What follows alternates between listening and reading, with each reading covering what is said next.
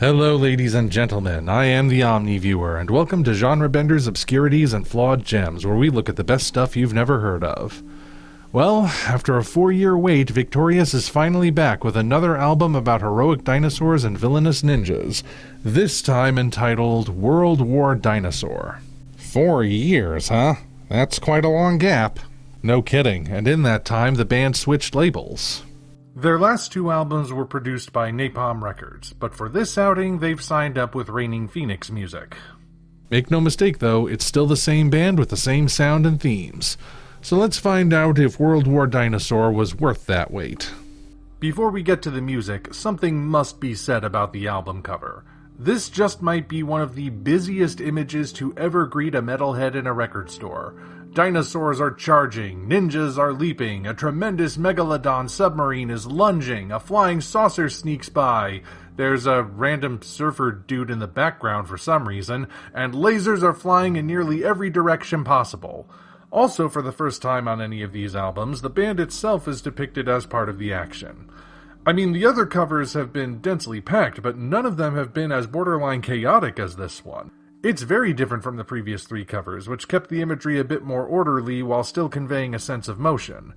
It's fortunate the Megalodon takes up so much of the center, since it gives the eye something to focus on and return to as it moves around and takes in the details. But enough about the cover, let's get to the songs themselves. Now, unlike in previous videos, I'm not going to go track by track on World War Dinosaur for reasons I'll get into later. Instead, I would like to highlight what I feel are the best songs from the album. The first standout is Raptor Squad Attack. It seems that just one revived Velociraptor wasn't enough, so now we have an entire pack of them charging into battle. The song itself has a nice pumping beat that never lets up, allowing it to musically embody the speed and ferocity of its subjects. I also love the music video with its animation of pixelized sprites to create the appearance of a retro arcade game. I've seen other power metal bands adopt this style for their music videos, so seeing Victorius get in on it is cool, and the fact that the Raptors run to the beat is a nice touch. The title track also does a great job of setting the scene. Thanks to both this and several other tunes, I get the sense that this album's plot is more apocalyptic in scope. In fact, it comes right after Kingdom of the Strong, which is a more triumphant number, and that contrast might imply that the Space Ninjas actually managed to win at the start, if only temporarily, leading those loyal to the Dino Kingdom to form a rebellion. This song features the first major crossover on any of these albums, as Sebastian Leverman of Orden Ogan and Sam Nyman of Angus Mac6 provide guest vocals. Their presence is brief, but it does add an extra layer to the vocals that make the song feel bigger in scale, which is appropriate given the title. If you've been wondering where the sauropods have been all this time, you'll appreciate Brachio Bazooka Battalion, a song that adds long-range Brachiosaurus warriors to the ever-growing dinosaur army. This one makes good use of the drums to simulate the explosions of their devastating weapons, and the lyrics reinforce the idea of the Dino Kingdom comprising a resistance rather than a defending force. The battalion is specifically described as the Heroes of the Dino Rebellion, which makes sense if we're now talking about a resistance overthrowing its conquerors. I had to listen to it a couple times to really get it, but I think the final song, Lost Legacy, really helps tie in the idea that this is about the dinosaurs fighting back as opposed to defending, and it provides some good characterization for the dinos. The lyrics describe how even if the heroes are defeated, that doesn't mean they'll stay down forever. They already came back before, and they will come back again. It's a great anthem for a can't-keep-us-down mentality. The song I think most people will gravitate towards is Evil Mean Megalodon. It's not a single and it doesn't have a music video, which is surprising because it is really one of the better songs on the whole thing. The song is about the aquatic beast that graces both the front and back album covers, describing it as a fusion of shark and machinery to form a living submarine.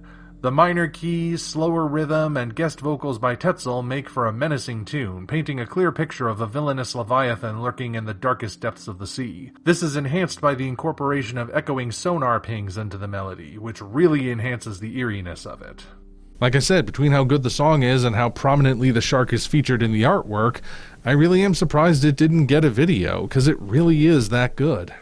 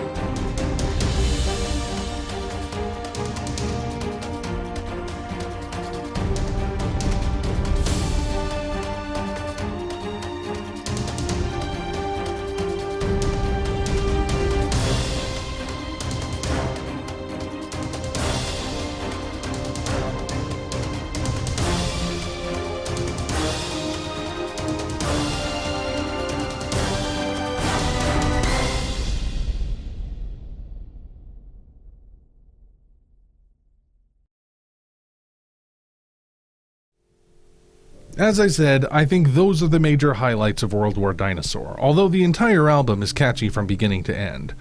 So why didn't I go track by track like I have before? Well, if I must be honest, this album didn't quite grab me the same way the previous 3 albums have done.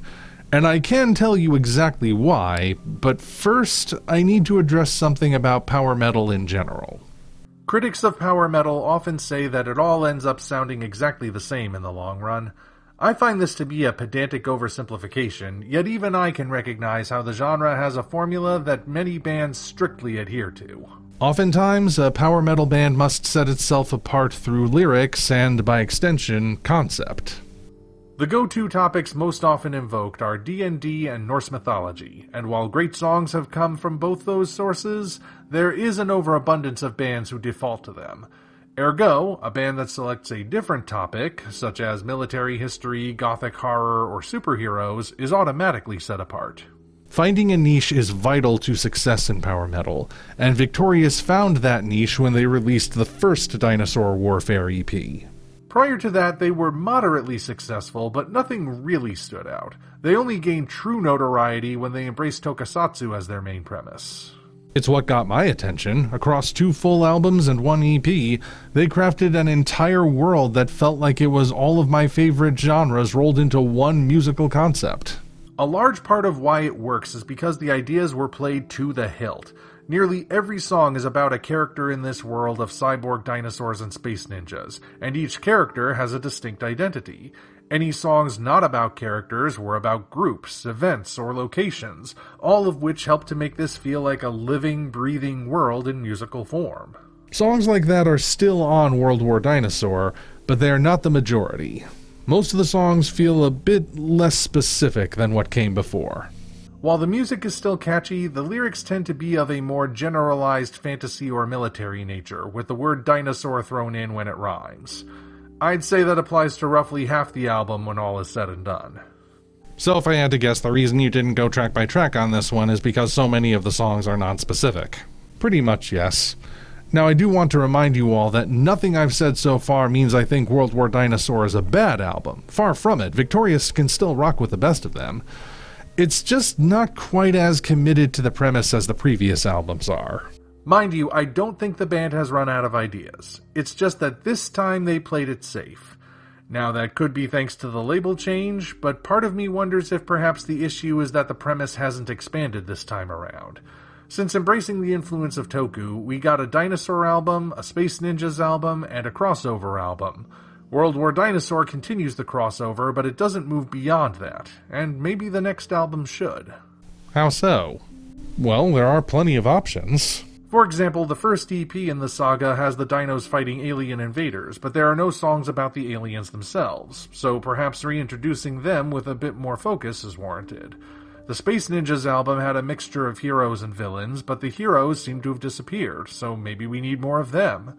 Perhaps the presence of actual kaiju is what the premise needs, or maybe the band needs to release another album that brings in a completely new premise before another crossover happens. Honestly, I can spit out suggestions all day, but even I don't know for sure what the definitive solution might be. In the end, World War Dinosaur isn't great, but it's still really, really good. So I enjoyed listening to it even if I don't have as much to say about it.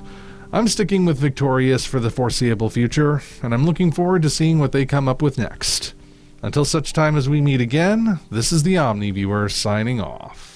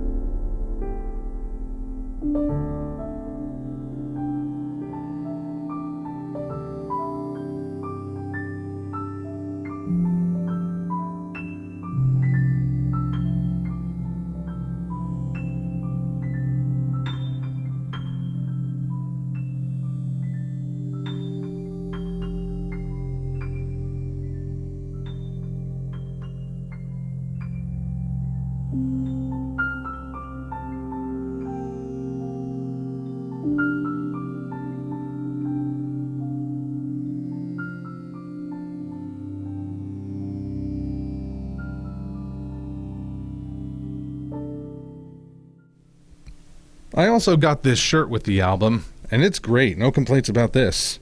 You can bet I'll be wearing this to conventions I attend in the future.